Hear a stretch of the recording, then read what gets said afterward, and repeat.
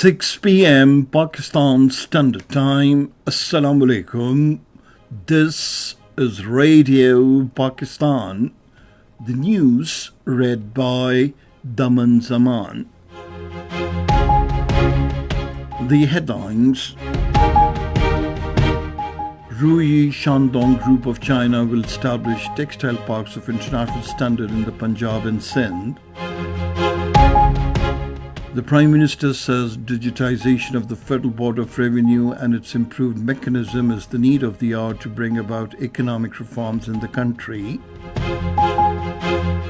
Security forces have killed 12 Khawarij terrorists in two fierce encounters in North and South Waziristan districts.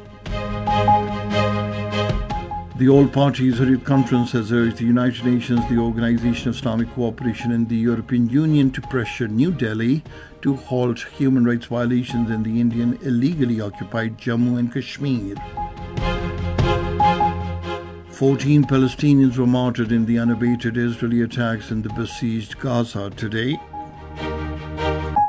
3 ICC World Test Championship matches between Pakistan and England will be played at Multan and Rawalpindi next month. And now the news in detail. Prime Minister Shahbaz Sharif says economic relations between Pakistan and China are getting stronger with each passing day. He was speaking at the signing ceremony of a memorandum of understanding between the Board of Investment and Ruyi Shandong Group of China in Islamabad today. Under the agreement, Ruyi Group of China will establish textile parks of international standard in Sindh and the Punjab, and around 100 large textile industries from China will be invited for investment in these parks. The objective of these textile parks is to enhance Pakistan's textile exports and to make the country textile and garments hub of the world. In the first phase, these parks are expected to generate exports worth $2 billion, while in the second phase, exports are likely to reach $5 billion. These textile parks will provide employment opportunities to around 500,000 locals. The Ruyi Group Shandong will also set up wholesale commodity centers in Karachi and Lahore. Earlier, during a meeting between the Prime Minister and the 9-member delegation of the Ruyi Group, led by its chairman, Shui Yafu, it was decided to establish working groups in Islamabad and Beijing to advance matters between Pakistan and the Ruyi Group. The Prime Minister on the occasion directed the formation of a special committee headed by the Deputy Prime Minister and the Foreign Minister Mohammad Ishaq Dar in this regard. Shahbaz Sharif appreciated the Ruyi Group's deep interest in investing in Pakistan's textile sector. The chairman, Ruyi Group, Shui Yafu, said Group came to Pakistan not as investors but as friends of Pakistan. The Prime Minister Mohammad Shahbaz Sharif says digitization of the Federal Board of Revenue and its improved mechanism is the need of the hour to bring about economic reforms in the country. Presiding over a meeting in Islamabad today, he directed the authorities concerned to formulate a comprehensive strategy to improve Federal Board of Revenue's enforcement appreciating transformation plan.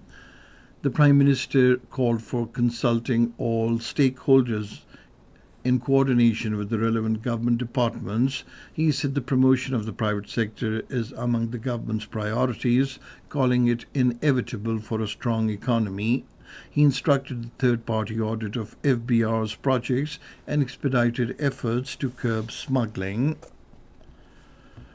The Minister for Petroleum, Dr. Musaddiq Malik, has invited Chinese enterprises, especially those from Shanxi province, to invest in Pakistan's energy and petroleum sectors. He was addressing China-Pakistan Conference for Economic and Trade Cooperation on the sidelines of the 8th Silk Road International Expo at Xi'an in Shanxi province in China today. The minister thanked Shanxi government for inviting Pakistan as the guest country of honor and facilitation in setting up the Pakistan Pavilion at the Expo. Dr. Musaddiq Malik reaffirmed Pakistan's commitment to working together to create shared growth, sustainable development, and enduring friendship based on win-win cooperation. The Minister for Information and Broadcasting, Ataullah Tarar, says the Supreme Court Practice and Procedure Amendment Ordinance 2024 has been promulgated to serve public interests and enhance transparency of the judicial process. In his televised remarks today, he said the right of appeal has also been granted for any judgment to be passed by the Apex Court in a case under Article 184, Subclause 3. The Information Minister said under this ordinance, comments of concerned judge will be recorded as transcript. He said these recorded transcripts will be available for the public. The Minister said the Chief Justice of the Supreme Court will head the committee with senior judges as its members under the ordinance. This is Radio Pakistan. Security forces have killed 12 Khawarij terrorists in two separate fierce encounters in North and South Waziristan districts. According to ISPR, the movement of the group of 7 terrorists trying to infiltrate Pakistan-Afghanistan border was detected by the security forces in the general area Spinwam, North Waziristan district. The security forces effectively engaged them, and after an intense exchange of fire, all 7 Khawarij were killed. A large quantity of weapons, ammunition and explosives was also recovered.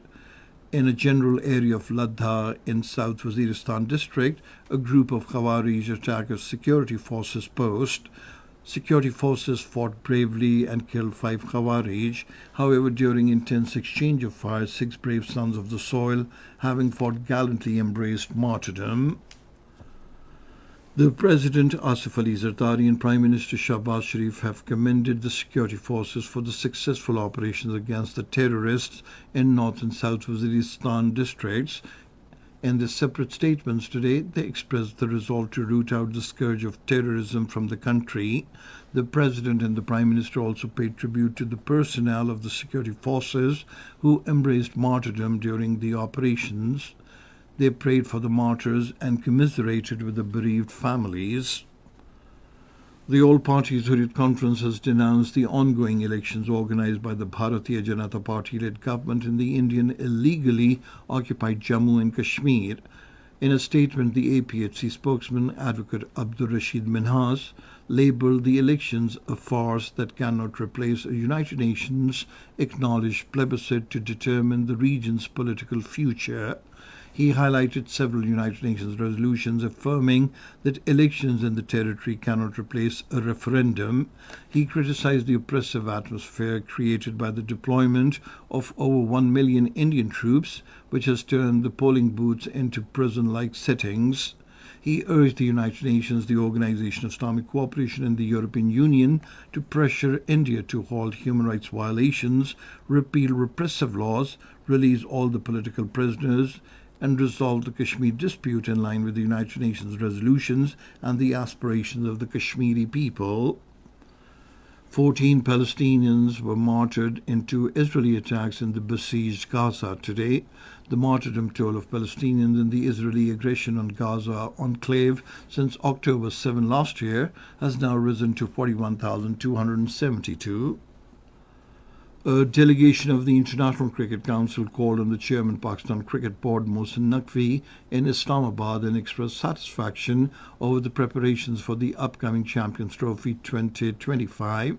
During the meeting, detailed discussions were held regarding the security arrangements of events at key venues in Karachi, Rawalpindi and Lahore. Mohsin Naqvi assured the ICC delegation that the stadia upgradation work will be completed well before the start of the Champions Trophy. The Pakistan Cricket Board has announced the revised schedule of 3 ICC World Test Championship matches between Pakistan and England next month. The first Test match will now be played at Multan Cricket Stadium from the 7th of next month. The English team will arrive in Multan on the 2nd of next month. And finally, the weather report. Mainly hot and dry weather is expected in most parts of the country during the next 12 hours. And that is the end of this news bulletin. For more news and analyses, log on to our website, radio.gov.pk, and you can also watch the live video streaming of our bulletins on the link, facebook.com/Radio Pakistan News Official.